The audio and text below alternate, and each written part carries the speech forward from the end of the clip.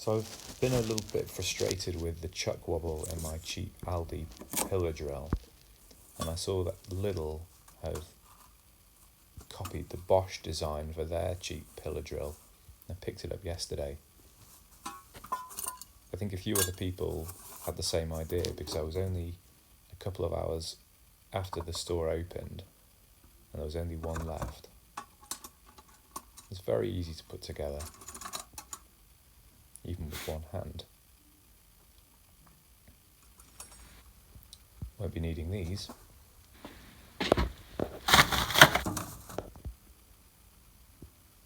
Or this.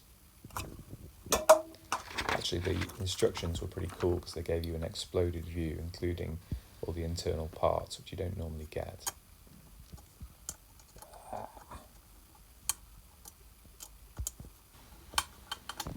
So this design doesn't even have belts or anything, it just is an electric variable motor, more like a traditional handheld drill.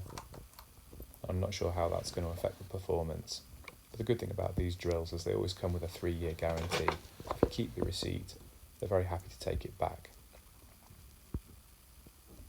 The other strange thing is that the handle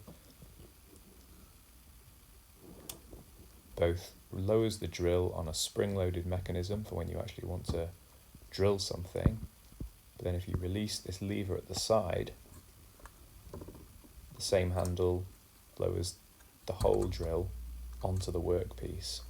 So if I've released that lever, and now I can bring the drill right down to the workpiece. And that's actually quite a nice feature because it always used to frustrate me that the reach of the traditional drill press, you know, you'd run out of motion, you'd run out of movement. It wouldn't quite drill through whatever you wanted it to, whatever you were trying to drill, and you'd have to faff around raising and lowering the table. So this is just to show you there's quite a lot of chuck wobble in that, in the traditional drill press, whereas this new design, the whole drill's wobbling a bit because it's not anchored down yet, but you'll have to take my word for it, it's absolutely solid. This is just cheap plastic, they couldn't even afford cheap metal. I mean, that's a bit of a disappointment. They stand about the same height.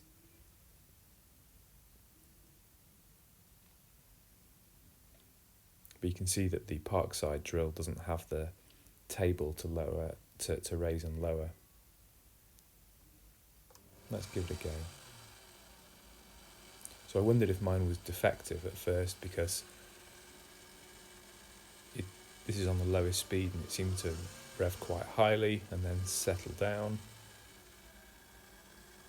And it has an unnerving habit of when you introduce it to some resistance, it will quite rapidly slow the drill as if it's struggling, but then it kicks in with more torque.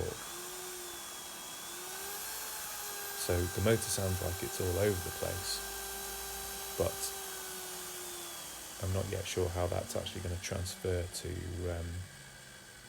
power delivery.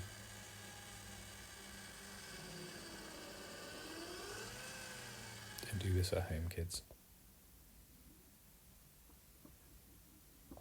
So here you can see that nice design feature where you can lower it exactly down.